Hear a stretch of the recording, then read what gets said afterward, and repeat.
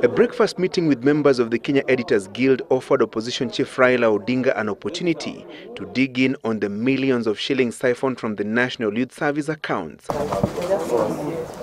Odinga faces a defamation suit after declining to unconditionally apologize to Devolution Cabinet Secretary Waiguru, who has accused him of maligning her reputation by linking her to the NYS scam. The Cabinet Secretary, and I have nothing personal against Madam Waiguru, was involved in a cover-up and conspiracy to subvert the course of justice when she came and stood before the media with a straight face and said no money was lost, that she nipped it in the bud.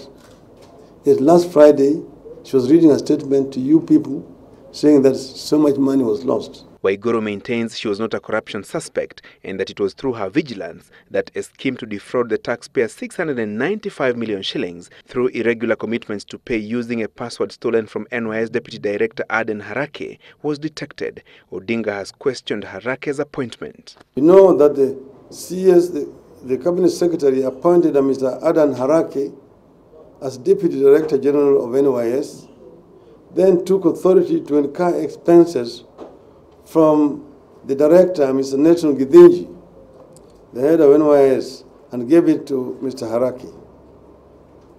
That AIE is what was used to steal the money.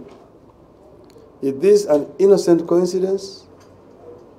What justifies her continuation in office where she continues to use public resources to defend herself? An investigative report submitted to Waiguru by the Criminal Investigations Department has recommended the prosecution of 21 Ministry of Devolution and NYS officials. Director of Public Prosecutions Keriako Tobiko is expected to determine whether there was sufficient evidence to arraign the 21 suspects, among them NYS Deputy Director, in court. Why did the CID take the report back to Mrs. Waiguru? Why did they not arrest the culprits and take them to court and charge them? Ask yourself.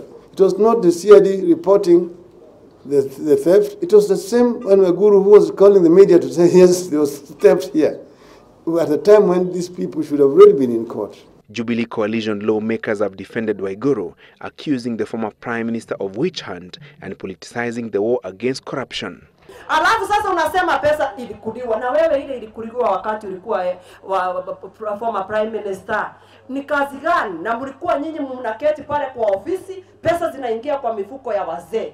Saa hii vijana ni digital. Pesa yao inaingia kila Friday kwa M-Pesa. How then do you turn around and say that the person who blew the whistle ashikiwe nini? Waiguru insists calls for her ouster would not deter her resolve to reach out to thousands of youth across the country through the NYS project and safeguard resources allocated to her devolution and national planning docket.